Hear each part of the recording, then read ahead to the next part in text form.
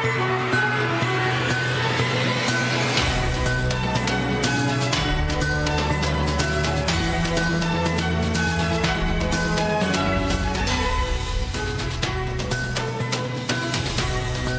वालेकुम। सवाल के साथ मैं हूं अंबर शम्सी। आप सबको प्रोग्राम में बहुत बहुत खुशामदीद। मरियम नवाज दोबारा से सियासी तौर पर मुतहरक हो गई, उनके बयानात सामने आ रहे हैं। इसके अलावा हमने देखा कि मईशत के हवाले से कुछ अच्छी खबरें और कुछ बहुत अच्छी खबरें नहीं है, परेशान कुन खबरें भी साथ साथ है, तो मिला जुला इस वक्त नजर आ रहा है। फिर हम कुछ पुलिस की भी बात करेंगे और नैब चेयरमैन का जो मुबैना इंटरव्यू था, एक बार फिर तरदीद आई है। ये कहा जा रहा है तर्जुमान की जानिब से कि ये इंटरव्यू हुआ ही नहीं था। इस पे बात करने के लिए हमारे साथ मौजूद है स्टूडियो में अंदलीब अब्बास साहिबा, जो पाकिस्तान तहरीक इंसाफ की नुमाइंदगी कर रही हैं, पार्लिमानी सेक्रेटरी है बराए खारजा अमूर। इसके अलावा इकॉनमिस्ट डॉक्टर फ़ारूक सलीम, शैला रजा साहिबा senior leader Pakistan peoples party, और मियाँ जावेद लतीफ़ सीनियर लीडर पाकिस्तान मुस्लिम लीग नवाज़। आप सबका बहुत बहुत शुक्रिया हमें वक्त देने का। पहले तो हम शुरू करेंगे मरियम नवाज साहिबा से। उनका एक बयान दिलचस्प था, उस पर बात करना चाहेंगे। उन्होंने हुकूमत गिराने की बात की कि वो गिराना नहीं चाहती। क्यों नहीं गिराना चाहती, सुनिए। कहते हैं हुकूमत गिरानी चाहिए। मैं कहती हूँ कि अगर इसकी हुकूमत गिर रही हो, अपने 4 बंदे खड़े करके इसकी हुकूमत को खड़े रखना चाहिए, ताकि लोगों को पता चले इस चेहरे के पीछे क्या है। लोग इनके भयानक चेहरे देख लें और लोग देख लें कि जब वोट को इज्जत नहीं मिलती, जब वोट चुरा कर जबरदस्ती के हुक्मरान कभी मुसल्लत किए जाते आवाम के ऊपर, जो आवाम के नुमाइंदे नहीं होते, तो फिर मुल्क का ये हाल। सबसे पहले मियाँ जावेद लतीफ़ साहब, मैं आपसे शुरू यहाँ करना चाहूँगी। आज मरियम नवाज साहिबा ने कहा था कि हम हुकूमत को गिराना नहीं चाहते, हुकूमत खुद ही एक्सपोज हो जाएगी। लेकिन दूसरी तरफ जो मौलाना फजल रहमान चाहते हैं कि हुकूमत गिर जाए, तो ये अपोजिशन में तो एक जो मकसद है उस पर हमें इख्तिलाफ नजर आ रहा है। नहीं, देखें अंबर, बात सिर्फ इतनी है कि अगर हुकूमत गिराना होती तो यकीनन 9 माह इंतज़ार ना किया जाता। और अगर बात करें आप मौलाना फजल रहमान की, तो वो तो कहते थे कि ये मैंडेट चुराया गया है, इसलिए असम्बली में जाना नहीं चाहिए, बाइकआउट करना चाहिए।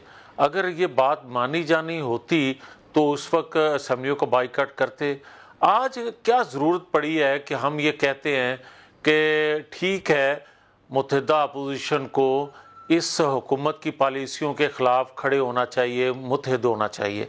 बात इतनी है कि मुझे ये बताएं कि अभी आपने ख़ुद मईशत का ज़िक्र किया, ये कहते थे कि पेट्रोल पर 17 रुपये जो आप टैक्स लेते हैं वो बड़ा जुल्म है, ये 26 रुपये पर लीटर ले रहे हैं। ये आप देखें कि हमने 108 रुपये पे छोड़ा था डॉलर, आज डॉलर की कीमत क्या है। मुझे ये बताएं, कर्ज़े हमने किस जगह छोड़े थे?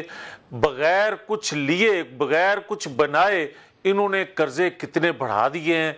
फिर उसके बाद मुझे ये बताएं कि आज गरीब आदमी जो बेरोज़गार हो रहा है, आज वो गरीब आदमी जो 2 वक्त की रोटी को तरस रहा है, आज वो गरीब आदमी जिसको ये छत देने का वादा करते थे, उसकी अपनी छत जो है, झोंपड़ी जो है, वो गिरा रहे हैं। तो मैं ये कहूँगा कि अगर इस जून के बाद जो इन्होंने आपने 8-9 माह में के अंदर पाकिस्तान की मईशत की तबाही की है, उसके बाद अगर लोग खुद से बाहर निकलेंगे अंबर और चौकों चौराहों में, और ये तो कहा करते थे ना कि बड़े जोश से, बड़े बगैर होश के कंटेनर पर चढ़कर ये कहते थे सिविल नाफरमानी की तहरीक, ये कहते थे टैक्स ना दें, ये कहते थे बिजली के बिल जला देंगे, ये कहते थे हुंडी के जरिए पैसा बचवाए। तो आज ये शौकिया कहते थे, आज लोगों की सकत नहीं रह गई। अगर लोगों ने, किसी ने, एक शख्स ने बाहर निकल के ये कह दिया कि टैक्स ना दें, किसी ने बाहर निकलकर एहतजाज का कह दिया, तो बगैर लीडरशिप के एहतजाज के लिए जो लोग निकलते हैं उनकी सिमत का तयन वक्त करता है, मंजिल का तयन वक्त करता है, और फिर वो जो अनारकी पैदा होती है, जो मैं सिविल नाफरमानी की। अंदलीब अब्बास साहिबा, मरियम नवाज साहिबा ने ये भी कहा था कि जो इफ्तार की दावत थी उस पर ऐसा लग रहा था कि जैसे पाकिस्तान तहरीक इंसाफ की टांगें कांप रही हैं।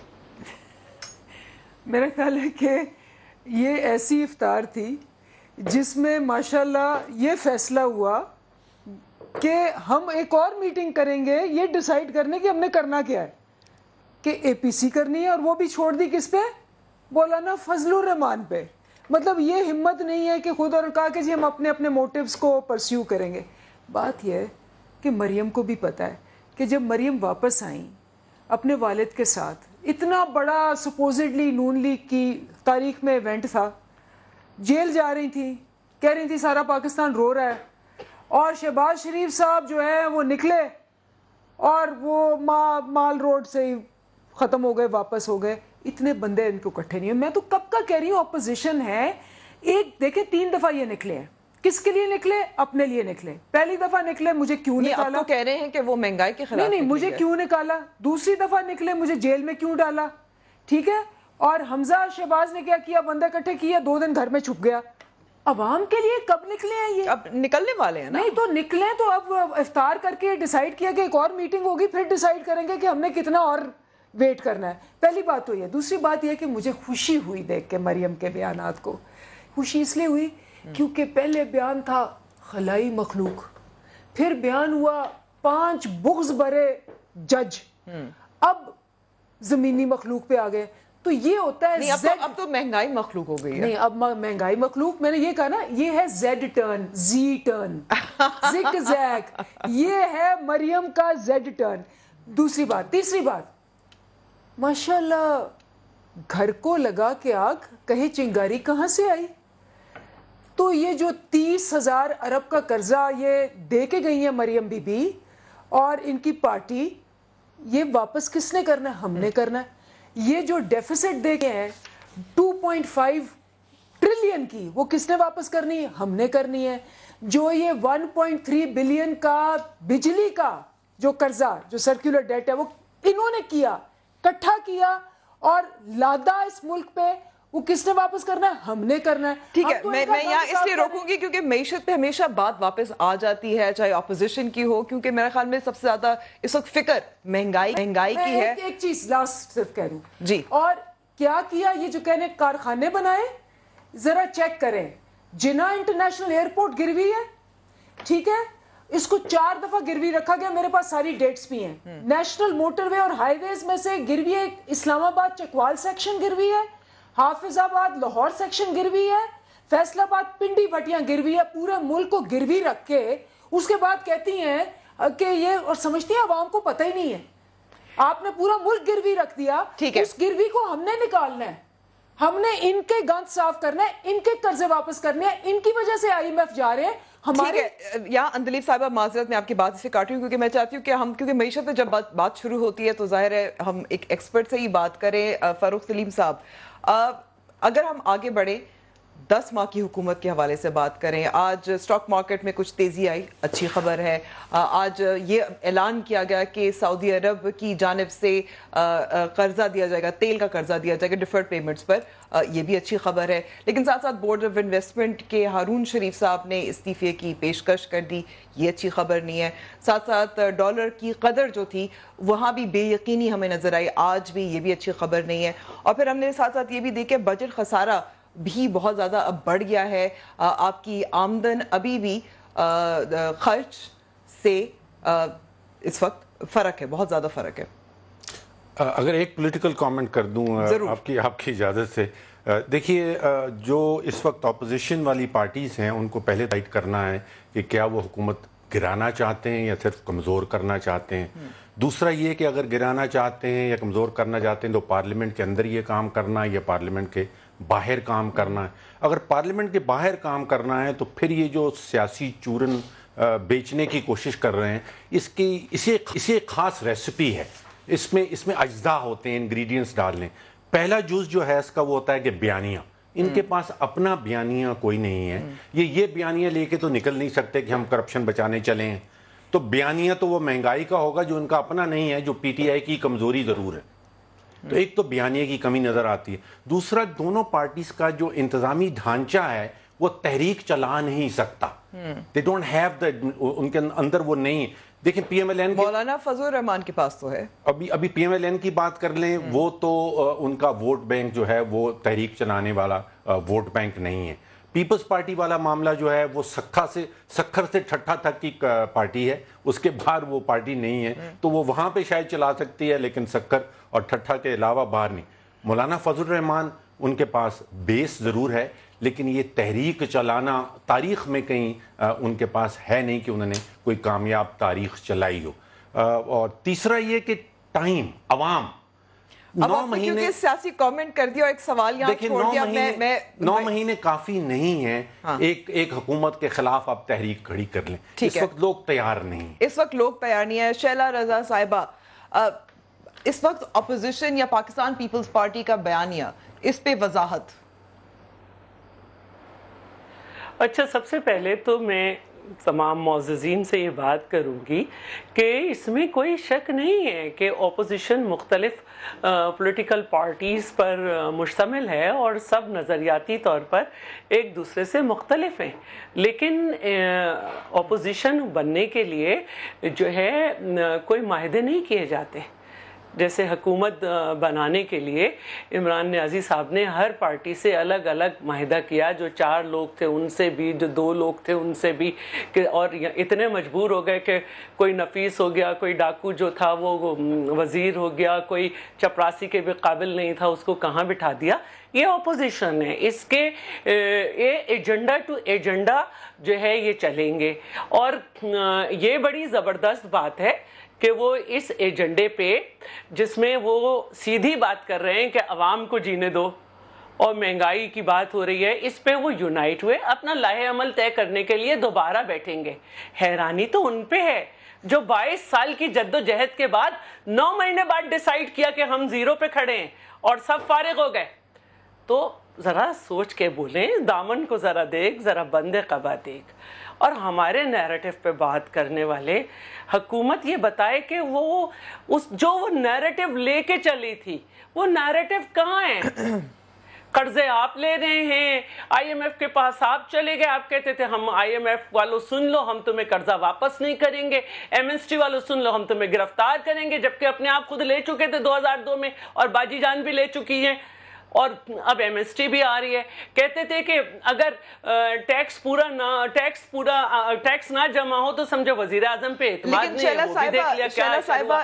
اگر بجلی گیس اور ان کی قیمتیں بڑھیں تو سمجھو وزیر اعظم کرپٹ ہے، اور ہر قسم کے ٹیکس جو ہے ڈائریکٹ اور انڈائریکٹ وہ جگہ ہیں۔ تو اس وقت آپ کی جماعت کا بیانیہ کیا ہے؟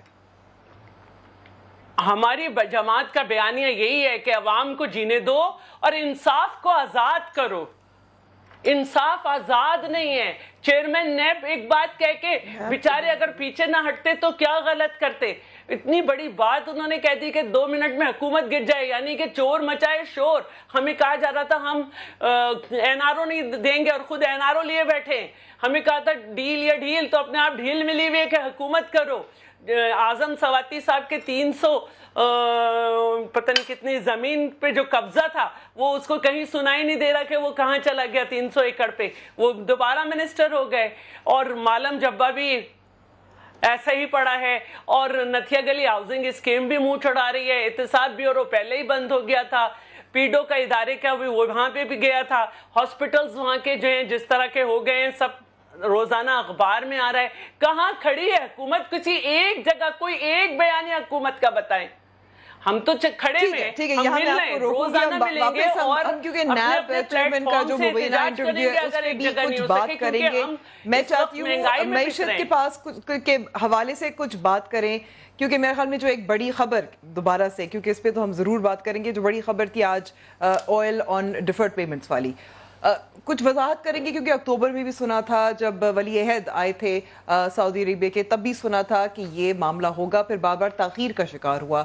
اب بالآخر معلوم ہوا ہے کہ 1 جولائی سے یہ پیمنٹ آئل ڈیفرڈ پیمنٹس پر ادا کی جائے گی۔ پر I am not clear in my mind کہ ایکچوئل پیمنٹ کوئی نیا پیکیج آیا ہے یا پرانا پیکیج ہے۔ اگر پرانے پیکیج کے حوالے سے ہے تو پرانے پہ تھا کہ $3 ارب جو ہے وہ اسٹیٹ بینک میں جمع کروایا جائے گا، اور تقریباً $3 ارب کی ایک اینول ہم کو تیل کی ڈیفرڈ پیمنٹ کی لمٹ دی جائے گی، جس کا مطلب یہ ہے کہ ہم $3 ارب کا تیل پہلے سال لیں گے، اس کے بعد وہ $3 بلین ہمیں لوٹانا ہوگا، اور پھر وہ لمٹ رینیو ہو جائے گی اگلے 1 سال کے لیے۔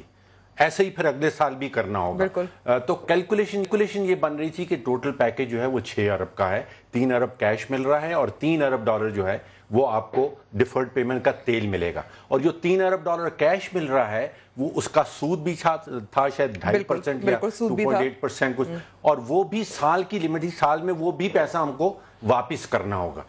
تو اندلیب صاحبہ جی, یہ جو ہے یہ وہی پیکج جو تھا اس کا ایک پارٹ تو ہمیں ملا تھا نا, بیلنس آف پیمنٹ سپورٹ کے لیے جو کیش ملنا تھا, جو کیش تھا, رقم جو تھی وہ ملی تھی. آئل پیمنٹس تھی, اور آپ کو پتہ ہے کہ اس وقت 17 بلین کی ڈیفرڈ آئل پیمنٹس ہماری پرانی جو انہوں نے دینی ہے, رائٹ, وہ ساری جمع ہوئی ہیں, وہ ہم نے دینی ہے. اگر آپ سوچیں کہ ہم پریزنٹ آئل کو بھی خریدنا شروع کریں تو خرید تو ہماری ابھی تو پیسے ہے نہیں, تو انہوں نے ہمیں فیسلٹی تب دی تھی ساتھ, لیکن آپریشنلائز اب ہوئی ہے.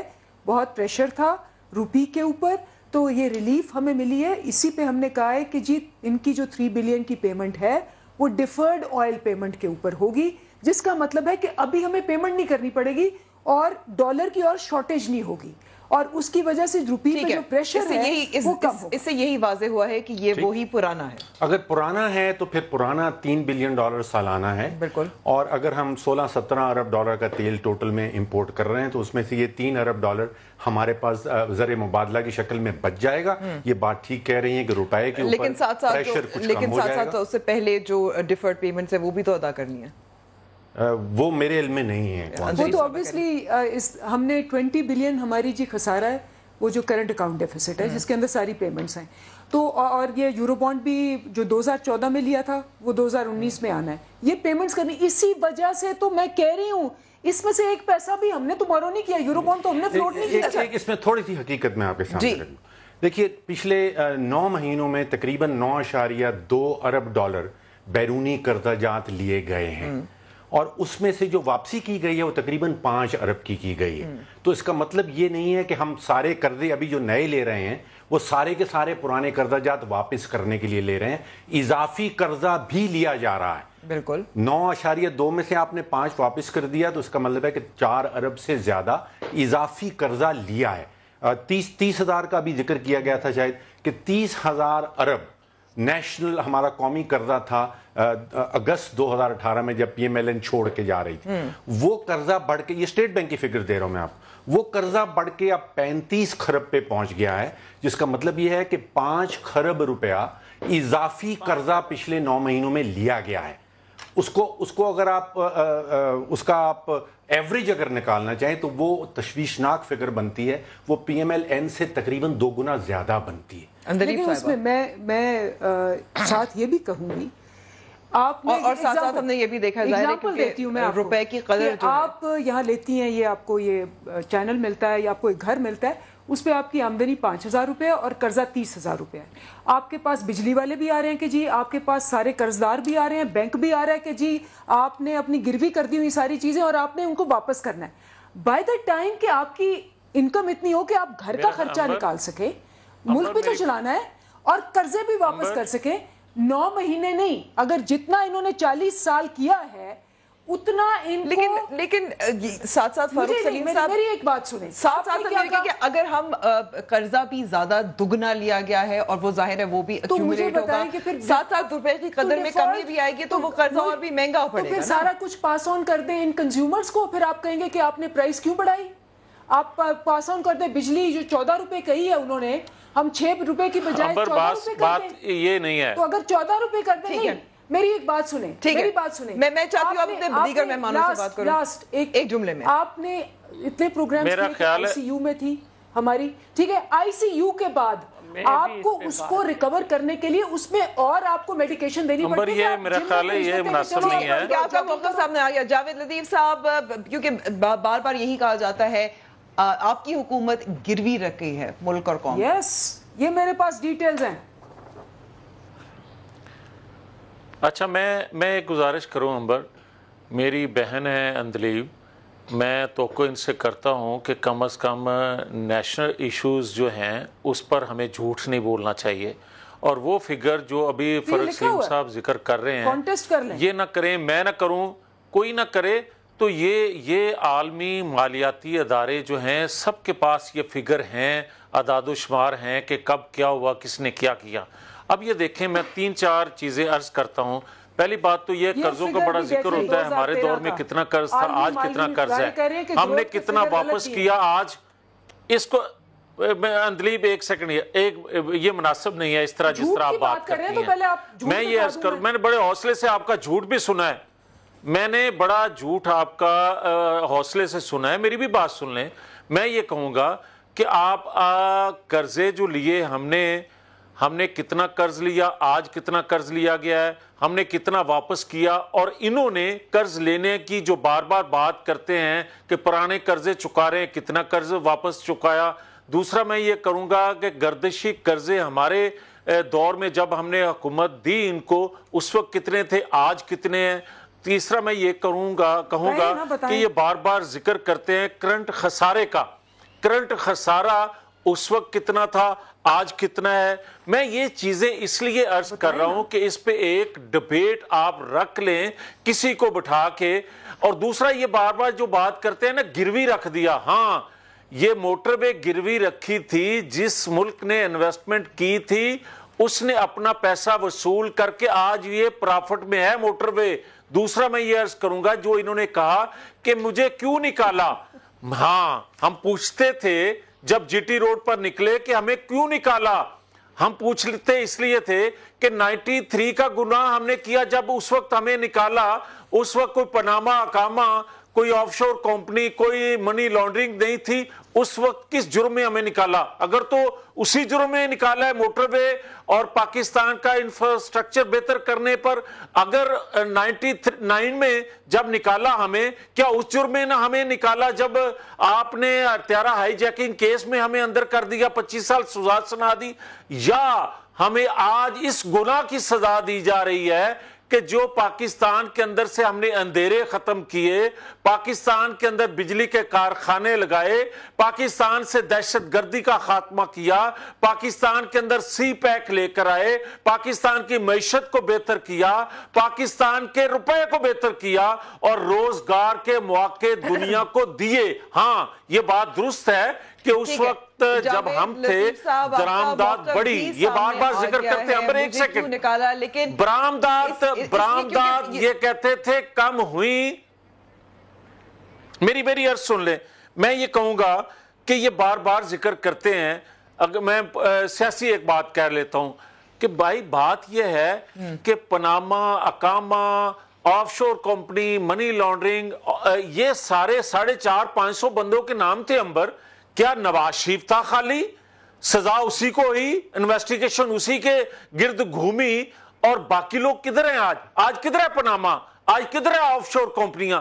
مقصد نواز شریف کا یہ تھا بولنے کا کہ مجھے کیوں نکالا، اگر تو پاکستان کی معیشت بہتر کرنا میرا جرم تھا اس پہ نکالا ہے، اگر پاکستان کے اندھیرے دور کرنا میرا جرم تھا اس پہ نکالا ہے، اگر پاکستان سے گردی کا خاتمہ کرنا، سی پیک دینا میرا جرم، اس جرم میں مجھے نکالا ہے تو جرم میں بار بار کروں گا۔ جاوید لطیف صاحب، یہاں میں آپ کو روک دیتی ہوں۔ اندلیب عباس صاحبہ، دیکھیں باقی سب ماضی جو ہے وہ اپنی جگہ ہے، اور مجھے بھی بتایا گیا کہ مجھے اس وقت لینی ہے بریک، تو سوال جو ہے بریک کے بعد۔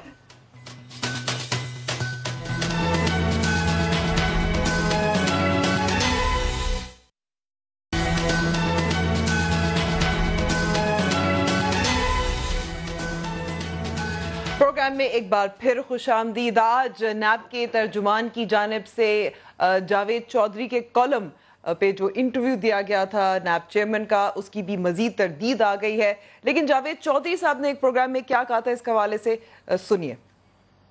شیلا صاحبہ، یہ کیا ابہام ہے؟ انٹرویو ہوا تھا، نہیں ہوا تھا؟ جاوید چودھری صاحب کہہ رہے ہیں کہ بالکل ہوا تھا، کچھ باتیں آف دا ریکارڈ تھی، کچھ باتیں آن دا ریکارڈ تھیں۔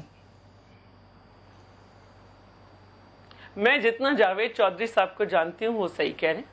اب وقت یہ آ گیا ہے کہ نصرت جاوید ہوں، طلعت ہوں، بہت سارے اینکرز ہوں یا دوسرے صحافی ہو، بیچارے بے روزگاری کا شکار ہو گئے، اتنا دباؤ ہے میڈیا پہ بھی، سب اپنے اپنے یوٹیوب چینلز پہ بیٹھے ہیں، تو اب اللہ رحم کرے ایکسپریس پہ یا جاوید چودھری صاحب پہ۔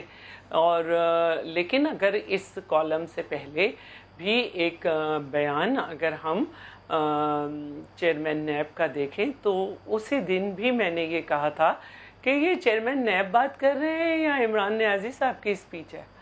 تو اس طرح سے اپوزیشن کے خلاف اور اس طرح سے ان کا کام ہے کہ تحقیقات کریں اور ریفرنسز دائر کریں. اس طرح کے بیانات نہ ہی دیں تو بہتر ہے. اور اس انٹرویو کو ہٹا کر بھی اگر ہم پہلا دیکھیں تو وہ ہے. اور اب ایک اور بات بھی مجھے یہ کہنی تھی. آپ نے کہا کہ آپ ہی کی بات پہ کہ کرپشن بیانیہ نہیں ہو سکتا. ہمارا ہی تو بیانیہ یہ ہے کہ آپ کرپشن کے خلاف جائیں, سلیکٹیو جسٹس نہیں کریں. ہمارے ساتھ کیوں ہے؟ 11.5 سال پہلے جیل میں رکھا گیا, بی بی صاحبہ نے جلاوطنی کاٹی, ان کی موروثی جائیداد جو ہے اس کو منجمد کر دیا گیا. ایسے کیسز تھے کہ کیپٹل پنشمنٹ ہو سکتی تھی. پھر ہمارے وزیر اعظم کو گھر بھیجا گیا, پھر ہمارے صدر کو بھی خطرہ تھا, اب پھر وہی پرانے کیسز کھول دیے گئے.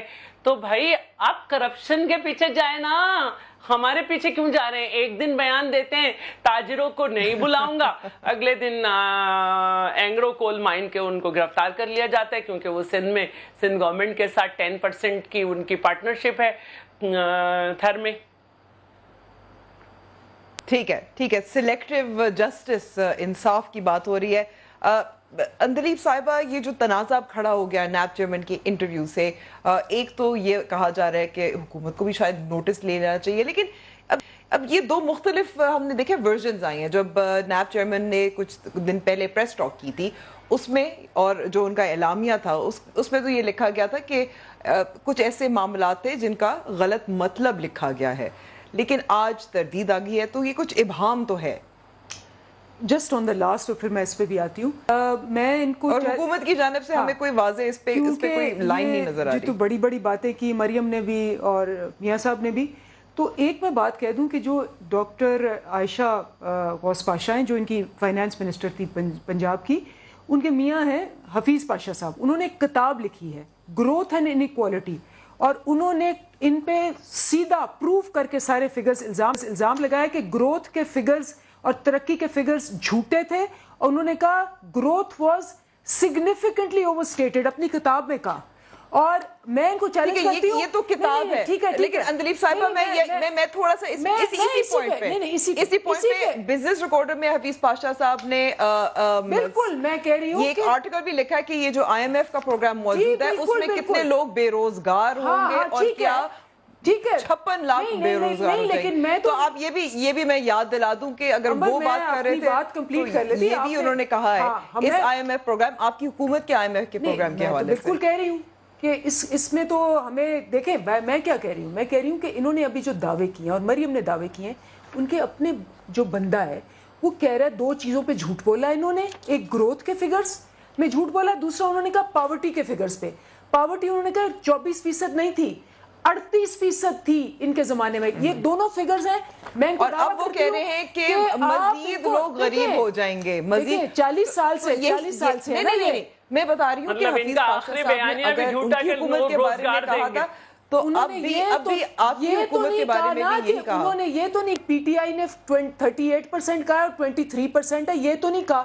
میں ان کو کہتی ہوں, لیکن یہ بھی متنبع کیا ہے کہ بے روزگاری میں اضافہ ہوگا اور سطح غربت کی جو لکیر ہے اسے مزید لوگ غریب نوکریاں نہیں دے سکیں گے 1 کروڑ. اور انہوں نے وارن کیا. نہیں, میری بات آپ پوری سن لیں پلیز. آپ نے بالکل ساری بیچ میں کاٹ دی, آپ نے ان کی بات نہیں کاٹی. انہوں نے کہا رسک, انہوں نے وارن کیا, ٹھیک ہے, وارننگ ان کی ٹھیک ہے. یہاں انہوں نے پروف کیا کہ انہوں نے جھوٹ بولا ہے. ان کو چاہیے ڈیفیمیشن کا نوٹس دیں اور ان پہ دعویٰ کریں کہ انہوں نے سب جھوٹ بولا. اگر نہیں کریں گے اس کا مطلب ہے یہ جھوٹ بول رہے ہیں. تو میرا ان کو چیلنج ہے. نمبر 1. نمبر 2, نیب کے اوپر آتی ہے. نیب کا ادارہ اور نیب کے جو سربراہ ہیں کس نے سلیکٹ کیے؟ ان دونوں نے مل کر سلیکٹ کیے. انہوں نے پچھلے بھی جو قمرالزمان چودھری صاحب اس سے آگے بڑھیں, ان کا ہم نے کسی قسم کی اس میں کوئی بات ہی نہیں ہے. اوپر سے لے کے نیچے تک انہوں نے خود سلیکٹ کیے. ہم نے نہ نیب بنایا. 10 سال یہ یہی سربراہ تھے. 10 سال نیب परफेक्ट था, आप अपनी कैबिनेट नहीं सेलेक्ट कर सके, हम आइन के मुताबिक बयानात भी जबरदस्त थे, उसकी बातें भी वाह थी, क्योंकि वो ये इन पे नहीं आ रही थी। जैसे ही इन पे बातें आई वो मुतनाज़ा हो गया, वो ऐसे हो गया, नैब गर्दी हो गई। 10 साल, क्या 10 साल ये वो नैब नहीं था? क्या 10 साल चेयरमैन इन्होंने सिलेक्ट नहीं किया था? क्या ये वही चेयरमैन है जो इन्होंने सिलेक्ट नहीं? 10 साल क्यों चुप थे ये पूछे इनसे। 10 साल ये क्यों चुप रहे हैं? इन्होंने क्यों नहीं उनको सवाल किया? उन्होंने आप क्यों बड़े हो गए हैं। हम अगर हम अब आप बड़े हो गए हैं, चले आप अगली बात करें, आगे की बात। मैं अपनी बहन अंदलीब से ये गुजारिश करूंगा, क्योंकि सवाल कि मैंने आज जो इंटरव्यू के हवाले से किया था, अच्छा चलें, जवाब नहीं दिया। मैं अंबर की कह रही हूँ कि अगर मुतनाज़ा है तो इनका है, मुझे अगर अच्छा है तो इनका किया है। अच्छा, मुझे ये आपका जवाब, व्हाटएवर यू जो अंदलीब इजाजत है मैं अर्ज कर लूं? ठीक है अंदलीब अगर इजाजत दें तो मैं अर्ज करूं? जी जावेद साहब, आपकी इजाजत से, हुक्मरान है आप। मैं ये अर्ज करना चाहता हूं अपनी बहन की खिदमत में कि देखें, जिस अदारे की बुनियाद बदनीति पर मबनी हो उससे इंसाफ की तवक्को नहीं रखी जा सकती। वो इस तरह अंबर के आप देखें कि 58(2)B, ये तो आप जो अंदलीब साहिबा का जो मौक़िफ़ है उसकी तौसीह कर रहे हैं आप जावेद साहब, के वो उसकी जो बुनियाद रखी गई थी वो मुशर्रफ के दौर में रखी गई थी। मेरी बात तो सुन लेना, हुकूमतें गुजरी हैं। मेरी एक सेकंड अंबर एक सेकंड प्लीज। मैं जो बात सच होगी भले मेरे खिलाफ जाए, मैं कहूँगा ज़रूर। मैं ये अर्ज़ करना चाहता हूँ कि 58(2)B की जो शिक थी उसको इस्तेमाल किया जाता था पार्लियामेंट के खिलाफ जब चाहते थे ताकतवर लोग। जब वो 58(2)B ख़त्म हो गई तो उसके बाद हथियार नया आ गया नैब का। आप ये देखें कि पहले तो 58(2)B को ख़त्म करना कितना मुश्किल था और कितनी हुकूमतें उससे ख़त्म हुई, मगर वो शिक ख़त्म ना की जा सकी। वो भी क्रेडिट नवाज शरीफ को जाता है कि उसने अपने आप को मुश्किल में डालकर ताकतवर लोगों के सामने खड़े होकर उसको ख़त्म किया। अब आ जाएं जो नैब का था। भाई जिन लोगों ने भी, ताकतवर लोगों ने इसको बनाया था, वो इसका दफा भी करते रहे। मेरी बहन शैला बीबी कुछ और कहें, मुझे उससे कोई गर्ज नहीं है, मगर मैं दयानतदारी से जो महसूस करता हूं बतौर एक सियासी वर्कर के मैं कह रहा हूं। मैं आज भी ये कहता हूं आपका कहना जावेद लतीफ साहब की पाकिस्तान मुस्लिम लीग नवाज पर दबाव था किसी और मुख्तदर हलकों की तरफ से? मैं बिल्कुल कहूंगा, बिल्कुल अंबर बात सीधी है कि जारी तौर पे हुकूमत थी, मगर इख्तियार, बहुत सारी चीजों के इख्तियारात किसी और के पास थे। मगर आज भी मैं ये कहता हूं कि पाकिस्तान की भलाई इसी में है, पाकिस्तान की बेहतरी इसी में है। इस भंवर से जिस मुश्किल में हम पड़े हुए हैं, और मैं ये क्यों बात कहने लगा हूं, मैं दुखी दिल से ये बात अंबर कहने लगा हूं, मुझे एक सेकंड दे दें। मैं ये कहता हूं कि कत्तन इनके खिलाफ कोई एहतजाज की जरूरत नहीं थी। जैसे भी ये आगे थे इनको 5 साल पूरे करने दिए जाने चाहिए थे, मगर खुदा गवाह है ये मुल्क तबाह होने की तरफ माशी हवाले से जा रहा है। अगर ना निकले तो इसका वजन, इसका गुनाह जो है वो हमारे सर पर भी होगा अगर हम बाहर ना निकले। दूसरी बात मैं अर्ज करना चाहता हूं इस अदारे के हवाले से, मैं कहता हूं कि चेयरमैन नैब एक बात कर रहे हैं और एक बात जुनैद चौधरी साहब कर रहे हैं। तो ये है, लेकिन मरियम नवाज साहिबा क्या कहती हैं, उन्होंने क्या कहा था, ये भी सुन लें। लोग कहते हैं हुकूमत गिरानी चाहिए, मैं कहती हूँ कि अगर इसकी हुकूमत गिर रही हो, अपने 4 बंदे खड़े करके इसकी हुकूमत को खड़े रखना चाहिए ताकि लोगों को पता चले इस चेहरे के पीछे क्या है। लोग इनके भयानक चेहरे देख लें और लोग देख लें कि जब वोट को इज्जत नहीं मिलती, जब वोट चुरा कर जबरदस्ती के हुक्मरान कभी मुसल्लत किए जाते आवाम के ऊपर, जो आवाम के नुमाइंदे नहीं होते, तो फिर मुल्क का ये हाल होता है। जावेद लतीफ साहब, क्या आप मुत्तफिक नहीं है मरियम नवाज साहिबा के इस बयान से? अंबर نہیں अंबर یہ بات وہ کر رہے ہیں, سیاسی قیمت ہم ادا کر رہے ہیں, نقصان اٹھائیں گے اس حکومت کو گرا کے, یہ میں آج بھی کہتا ہوں, مگر بات سیدھی ہے کہ ملک کا بہت زیادہ نقصان ہو جائے گا اگر ہم باہر نہ نکلے. میں ایک آخری جملہ کہتے جاؤں. انبر دیکھیں, مجھے یہ بتائیں, الیکشن قریب تھے تو اس وقت نواز شریف پر نیب کی طرف سے یہ الزام لگایا گیا کہ 4.9 پوائنٹ جو ہے ارب ڈالر جو ہیں وہ انڈیا بھجوائے گئے. نیب کی طرف سے آج تک کوئی تردید نہ آئی, ہم کہتے رہے اس کا ثبوت دو. حالت یہ ہے کہ یہ سیاسی ادارہ ہے, یہ انتقام لینے والا ادارہ ہے یا انصاف و احتساب کرنے والا ادارہ ہے؟ کوئی کیوں نہ بولے گا پھر؟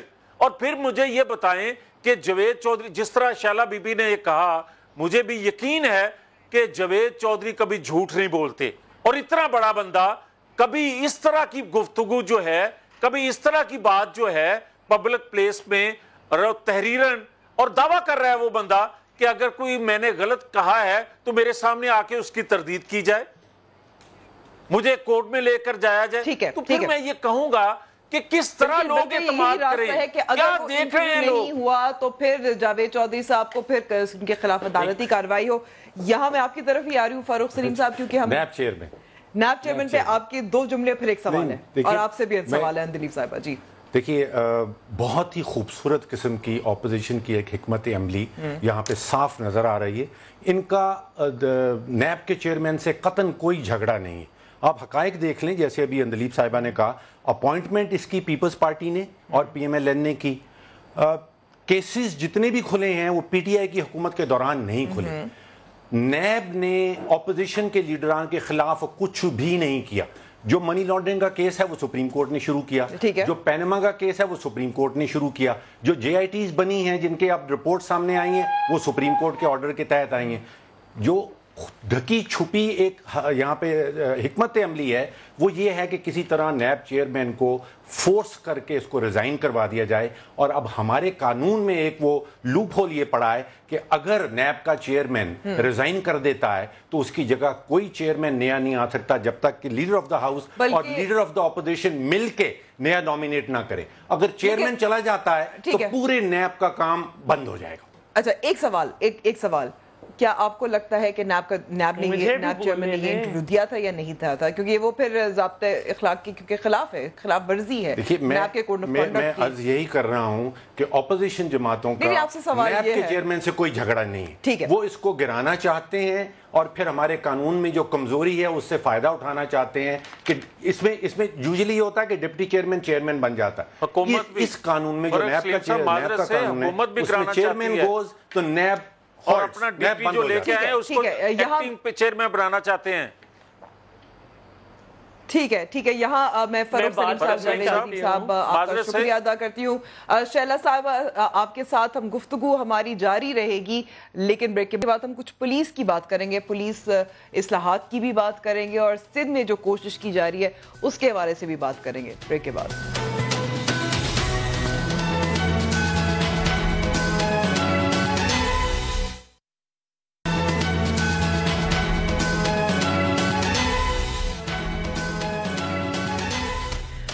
پروگرام میں ایک بار پھر خوش آمدید. اب ہم کچھ بات کریں گے پولیس میں اصلاحات کی. اب شیلا صاحبہ, پہلے میں آپ سے شروع کرنا چاہوں گی یہاں, کیونکہ سندھ میں کوشش کی گئی, منظور ہو گیا police revival of police order 2002, لیکن اس کے ساتھ ساتھ ہم نے دیکھا ہے کہ آئی جی سندھ نے بھی مخالفت کی اور اپوزیشن نے بھی واک آؤٹ کیا جب یہ بل منظور ہو رہا تھا اسمبلی میں. جی, میں پہلے ایک بات ضرور کہوں گی, کیونکہ فاروق سلیم صاحب کی یادداشت پہ مجھے بڑا افسوس ہوا. نیب سے ہمیں ہمیشہ شکایت تھی, 160 دن عاصم صاحب کو رکھا, کیا نکالا, شرجیل, یہ سب, اور ہمیں ہمیشہ سے تھی, ہم تو ہٹانا چاہتے تھے, اور ہمیں چیئرمین سے کوئی اعتراض نہیں تھا, ہم نے تو آئین کے مطابق انہیں لیا تھا. اب اگر ایک نیب ادارہ ہی ایسا ہے کہ انڈر کنٹرول ہو جاتا ہے تو ہم کیا کریں, اور جو ان کے بیانات ہیں وہ سب کے سامنے. اب آپ نے بات کی پولیس آرڈر کی. دیکھیے, پہلے تو میں آپ کو یہ بتا دوں کہ سلیکٹ کمیٹی بنائی گئی تھی جس میں تمام اپوزیشن کے ان کے دیے ہوئے لوگ تھے, اور یہ سلیکٹ کمیٹی کی بہت ساری میٹنگز ہوئی اور اس میں جتنی امینڈمنٹس تھیں وہ اپوزیشن کی طرف سے تھیں، یعنی کہ 25 امینڈمنٹس اپوزیشن نے اس میں ڈالی، جس میں سے 22 جو ہے وہ کی امینڈمنٹس جو ہیں وہ بالکل منظور کی گئی، جو پھر بالآخر منظور ہوا. ٹھیک ہے، اور آخری وقت تک اپوزیشن کے ساتھ یہ مل کے سارا کام ہوا. لیکن اپوزیشن ہمیں ماشاءاللہ ایسے ہی ہے جو ظاہر حکومت ہے. اس سے پہلے بھی جب ہم نے ایک اور بل پاس کیا تھا وہ بھی سلیکٹ کمیٹی کے پاس گیا تھا، یہ اپنے ہی آپ کو آ کے اسمبلی میں نگیٹ کرتے ہیں، تو پھر وہ پاس ہوا. اور اس میں یہ وہی قانون ہے جو تمام صوبوں کے. صاحبہ دیکھیے میں یہ سمجھتی ہوں کہ آئی جی سندھ کو سمجھنا چاہیے کہ یہ اب ڈکٹیٹر والا قانون نہیں ہے، اس میں پوری سول سوسائٹی بیٹھی، جیسے کہ میں نے کہا کہ سول سوسائٹی کے ساتھ ساتھ اپوزیشن کی تمام پولیٹیکل پارٹیز کے ریپرزینٹیٹیو بیٹھے اور انہوں نے کیا، اور اس میں اتنے ہی اختیارات دیے گئے ہیں حکومت کو جتنے اور صوبوں میں ہیں. ٹھیک ہے، آپ کا موقع سامنے آ گیا. ذوالفقار چیمہ صاحب بھی ہمارے ساتھ موجود ہیں، سابق آئی جی موٹر وے پولیس. بہت بہت شکریہ ذوالفقار چیمہ صاحب ہمیں وقت دینے کا. ایک طرف ہم نے ایک بات درست بالکل کہہ رہی ہیں شیلا صاحبہ کہ پنجاب میں جہاں کئی آئی جی تبدیل کیے گئے ہیں گزشتہ یہ موجودہ حکومت کے دور حکومت میں، لیکن سندھ کو یہ اختیار نہیں دیا جا رہا، ایسا لگتا ہے. بسم اللہ الرحمن الرحیم.